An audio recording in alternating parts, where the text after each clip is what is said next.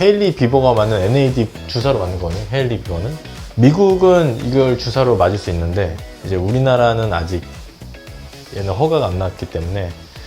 그리고 이제 이거의 전구 물질이 있어요. NMN이라고.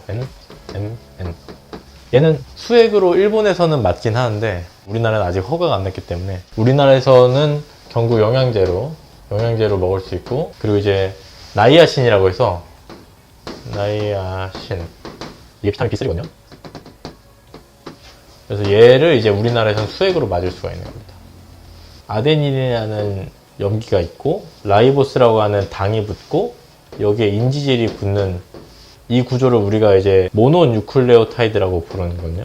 우리가 세포 핵이 뉴클레우스잖아요. 뉴클레우스. 거기서 나온 단백질 같은 구조다 해서 뉴클레오타이드인 거고, 단위가 이제 모노뉴클레오타이드고, 얘는 디뉴클레오타이드니까 두 개인 거죠. 그래서 니코틴 아마이드라고 하는 구조에다가 라이보스라고 하는 당에다가 니코틴 아마이드, 아데닌, 뉴클레오타이드 두 개니까 다이라고도 하고 디뉴클레오타이드라고 해서 두 개의 구조가 붙어있는 NAD 구조예요.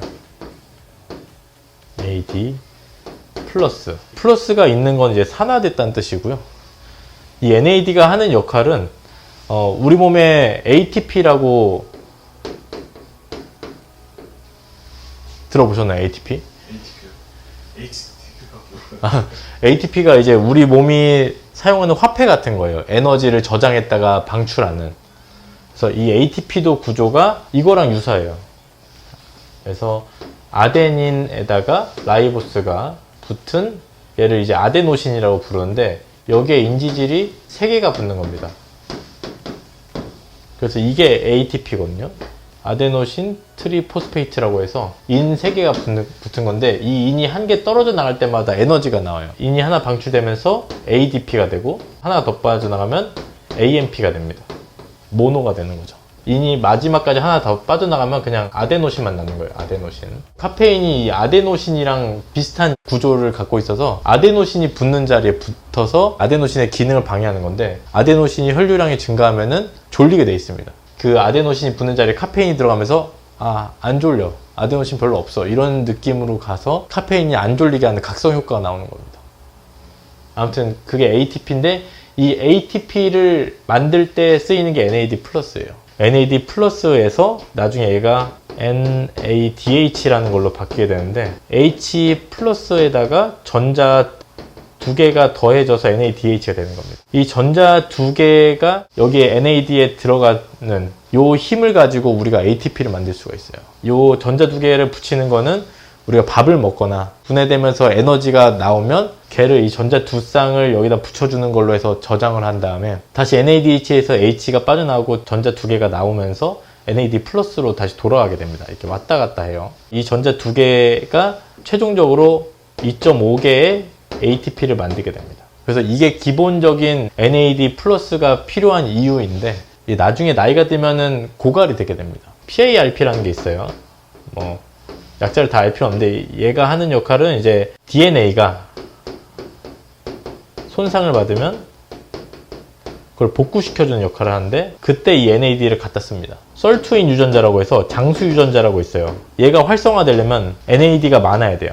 나중에 염증 반응이, 노화 때문에 염증 반응이 심해지면 CD38이라는 게 발생하게 되는데 얘가 NAD를 파괴합니다. 그래서 나이가 들수록 DNA 손상 많아지죠. 염증 반응이 생기니까 CD38이라는 게 생겨서 NAD를 파괴하게 되죠. 그러면서 NAD가 떨어지니까 NAD가 높아야지만 활성화되는 이 썰투인 유전자가 활성이 안 되게 되는 거죠. 결국에 NAD가 너무 다 소모돼서 없어지면 세포가 죽습니다. NAD가 만들어지는 경로가 3가지가 있습니다. 드노보라고 해서 트립토판에서 만들어내는 경로가 있어요. 근데 얘는 이제 트립토판 60개가 들어가면은 나중에 NAD가 하나가 만들어지는 거죠. 효율이 엄청 떨어집니다. 그리고 두 번째는 이제 프라이스 핸들러라고, 프라이스 핸들러 경로라는 게 있는데, 얘는 이제 아까 말씀드린 그 나이아신, 비타민 B3, 니코틴이 애시드라고 하는데 나이아신을 이용하는 겁니다.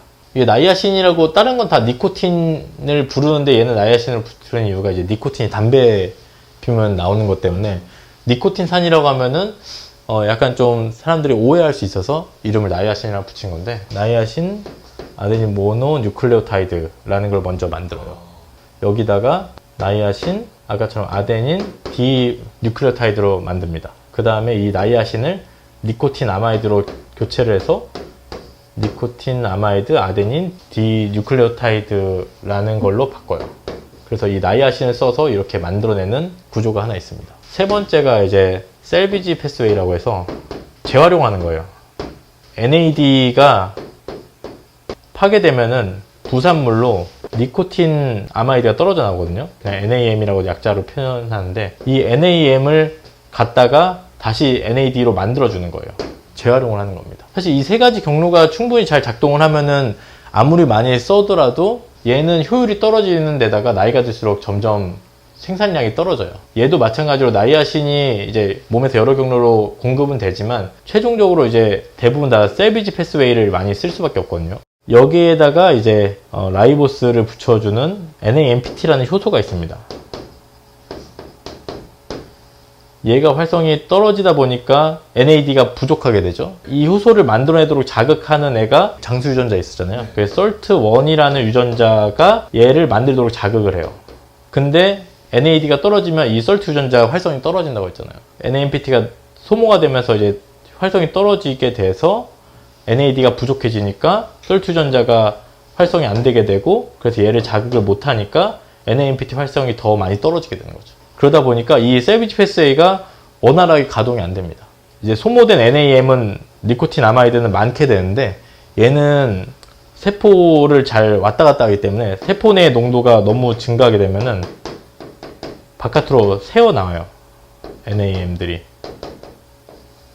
그래서 이제 혈중을 돌아다니다가 이 NAM을 소변으로 배출해야 되는데 물에 잘 안 녹으니까 메틸기라는 걸 붙여가지고 메틸 니코틴 아마이드 형태로 이제 소변으로 배출하게 되는 거죠. 그런 식으로 해서 이제 NAD가 점점 소모가 되면서 이제 줄어들게 되는 겁니다. NAD를 어떻게 채워줘야 되냐? 아까 말씀드린 나이아신을 이제 수액으로 맞게 되면은 이 2번 경로를 활성화시키는 거죠. 얘는 니코틴 아마이드 모노 뉴클레오타이드라는 약자인데, 얘는 NAD의 전구체인 거죠. 니코틴 아마이드에다가 모노 뉴클레오타이드 형태, 이게 NAM인 거예요. 여기가 NMN. 그리고 여기에 이제 다시 한번 인이랑 이제 라이보스랑 아데닌이 붙으면 이게 NAD가 되는 거고, 그래서 여기까지가 이제 NMN인 거고, 요걸 붙여주면 이제 NAD가 되는 건데, 얘가 딱 봐도 분자량이 엄청 커 보이잖아요. 그러니까 얘를 주사한다고 즉각적으로 얘가 세포 내로 들어가지 못합니다. 그래서 니코틴 아마이드에 라이보스만 붙은 NR 형태로 주로 들어가게 돼요. NR 형태로 들어가면은 여기다 인을 붙여서 NMN을 만들게 되고, NMN에다가 얘를 붙여서 NAD로 재조립을 하게 되는 겁니다. 그리고 이제 특정 세포에서는 SCR12A8이라고 해서 NMN 자체를 그냥 세포 내로 즉각적으로 들어오게 해주는 통로가 있어요. 소장세포나 여러 세포에서 발현이 되는데, 특히 소장에 있다 보니까 이 NMN을 경구로 먹어도 흡수할 수 있게 되는 거죠. 이걸 경구로만 먹어도 혈중에 이제 NMN 수치가 올라갈 수 있는, 꼭 수액으로 안 맞아도 되는 겁니다. NAD가 소모되는 게 보통 40대 초반부터 원래 20대의 절반 정도로 줄어들게 돼요. 그래서 얘를 안 채워주면은 아까 말씀드린 것처럼 악순환에 의해서 NAD 소모가 계속 고갈이 되기 때문에 원활하게 세포가 돌아가지 않고, 그러다 보니까 이제 노화가 되는 거죠. 대사 능력도 떨어지고, 그러니까 당뇨, 혈압, 뭐 이런 우리가 질병이라 생각하는 것들이 다 이제 노화의 메커니즘인 거죠. NR 형태로 들어간다고 했잖아요. 그래서 그러면 이제 니코틴 라이보스, 이 니코틴 아마이드 라이보스라는 요걸로 먹거나 주사하면 더 좋은 거 아니야 라고 생각할 수 있는데, 얘가 이제 그냥 혈중에 NR 형태로 나가는 순간 이 라이보스를 떨어뜨리면서 니코틴 아마이드만 되는 경우들이 많습니다.